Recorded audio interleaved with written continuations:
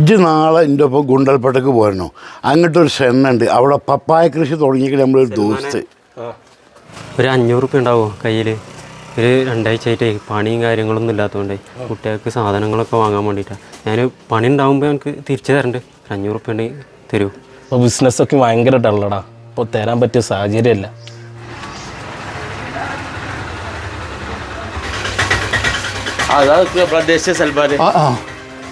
സൽമാനെ, നമ്മളെ പരിപാടിക്ക് എത്ര തന്നെ? അതെന്താ വാവേ ചോദിച്ചല്ലേ, ഒരു 10,000 എഴുതിക്കോ. 10,000? ആ അതാ ശരി സൽമാ, കേൾക്കോൾ പോട്ടെ. ശരി കേട്ടോ.